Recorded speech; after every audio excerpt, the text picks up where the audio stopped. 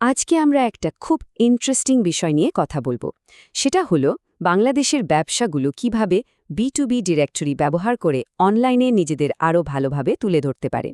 চলুন এই বিষয়টা একটু ভেঙে দেখা যাক। তো এই আলোচনায় আমরা মোট 5টা ধাপে এগোবো। প্রথমে দেখব বাংলাদেশের ডিজিটাল দুনিয়াটা কিভাবে বদলে যাচ্ছে। এরপর জানব এই B2B ডিরেক্টরি জিনিসটা আসলে কি। তারপর দেখব এটা এসএমই বা ছোট ব্যবসার জন্য কতটা কাজের। কিভাবে নিজের ব্যবসার জন্য সঠিক প্যাকেজটা বেছে নিতে হবে সেটাও আলোচনা করব। আর সবশেষে এটাকে কেন একটা দীর্ঘমেয়াদী ডিজিটাল সম্পদ হিসেবে দেখা উচিত সেই বিষয়টিও বুঝব। চলুন শুরু করা যাক একেবারে গোড়া থেকে, মানে বাংলাদেশে ব্যবসার বর্তমান প্রেক্ষাপট দিয়ে। এখানে কিন্তু একটা বিরাট ডিজিটাল বিপ্লব ঘটে গেছে, যা ব্যবসা করার পুরনো সব নিয়মকানুন বলতে গেলে বদলে দিচ্ছে।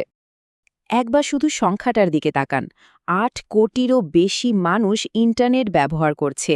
ভাবা যায় এত বড় একটা অনলাইন মার্কেটপ্লেসে কোনো ব্যবসার জন্য অনলাইনে উপস্থিত থাকাটা এখন আর শখের বিষয় না, এটা একেবারে অপরিহার্য একটা ব্যাপার হয়ে দাঁড়িয়েছে।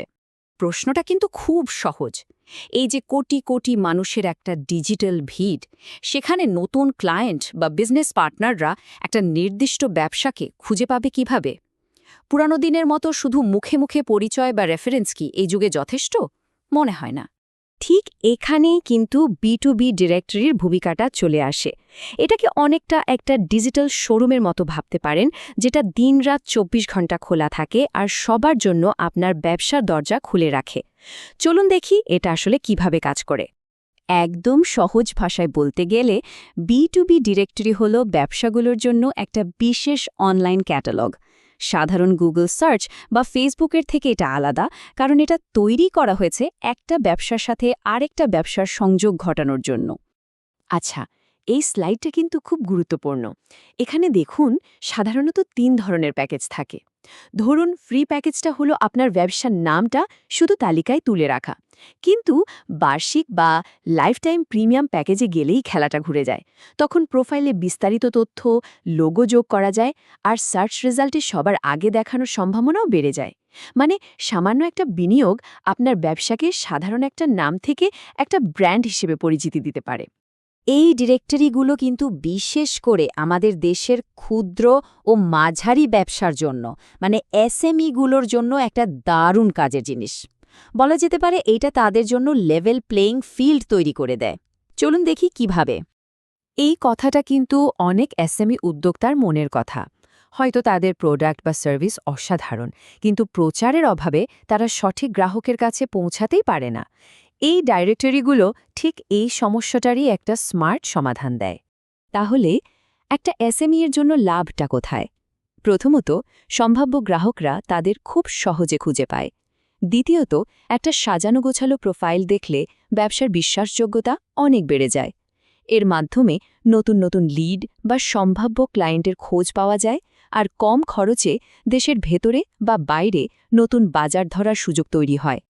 এখন প্রশ্ন হলো, বাজারে তো অনেক ডিরেক্টরি আছে, অনেক রকম প্যাকেজও আছে, তাহলে নিজের ব্যবসার জন্য কোনটা ঠিক হবে? চলুন এই সেকশনে আমরা সেই সিদ্ধান্ত নিতেই সাহায্য করব। কোনো ডিরেক্টরিতে সাবস্ক্রাইব করার আগে এই 6টা বিষয়ে একটু দেখে নেওয়া ভালো। যেমন, ওই প্ল্যাটফর্মে কি আপনার ব্যবসার ধরনের গ্রাহক আছে? গুগলে সার্চ করলে কি প্ল্যাটফর্মটা সহজে খুঁজে পাওয়া যায়? প্রোফাইলে কি যথেষ্ট ছবি বা তথ্য দেওয়ার সুযোগ আছে? আর সবচেয়ে জরুরি, গ্রাহকরা কি সেখান থেকে সরাসরি আপনার সাথে যোগাযোগ করতে পারবে? এই প্রশ্নগুলোর উত্তর পেয়ে গেলেই সিদ্ধান্ত নেওয়াটা সহজ হয়ে যাবে।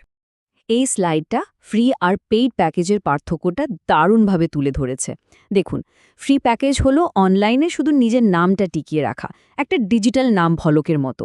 অন্যদিকে পেইড প্যাকেজটা হলো ব্যবসা বাড়ানোর একটা শক্তিশালী টুল, একটা ইঞ্জিন যা আপনার ব্যবসাকে এগিয়ে নিয়ে যাবে। অনেকেই সাবস্ক্রিপশন কেনার পর কিছু সাধারণ ভুল করে বসেন। যেমন, প্রোফাইলটা হয়তো ঠিকমতো পূরণ করলেন না, অথবা পুরনো ফোন নাম্বার দিয়ে রাখলেন। এতে কিন্তু পুরো বিনিয়োগটাই জলে যেতে পারে। আর সবচেয়ে বড় ভুল হল শুধু কম দাম দেখে প্যাকেজ বেছে নেওয়া। মনে রাখতে হবে, এটা খরচ না, এটা ব্যবসার জন্য একটা বিনিয়োগ। সবশেষে, একটা ডিরেক্টরি সাবস্ক্রিপশনকে শুধু মাসিক বা বার্ষিক খরচ হিসেবে দেখলে কিন্তু চলবে না। এটাকে দেখতে হবে ব্যবসার একটা দীর্ঘমেয়াদী ডিজিটাল সম্পদ হিসেবে।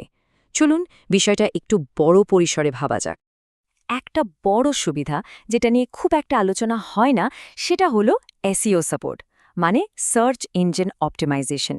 একটা ভালো নামকরা ডিরেক্টরিতে আপনার ব্যবসার প্রোফাইল থাকলে সেটা কিন্তু গুগলে আপনার ওয়েবসাইটের র্যাঙ্কিং বাড়াতেও সাহায্য করে। এটা কিন্তু একটা বিশাল প্লাস পয়েন্ট। এই 10টা পয়েন্টে পুরো আলোচনার সারমর্মটা চলে এসেছে। একদিকে যেমন আপনার ব্যবসার পরিচিতি আর বিশ্বাসযোগ্যতা বাড়ছে, তেমনি অন্যদিকে সরাসরি নতুন ক্লায়েন্ট পাওয়া যাচ্ছে, আবার সার্চ ইঞ্জিনেও র্যাঙ্কিং ভালো হচ্ছে। সব মিলিয়ে একটা ভালো ডিরেক্টরি লিস্টিং আপনাকে অন্যদের থেকে প্রতিযোগিতায় এগিয়ে থাকতে অনেকভাবে সাহায্য করতে পারে। শেষ করার আগে শুধু এই একটা প্রশ্ন রেখে যেতে চাই।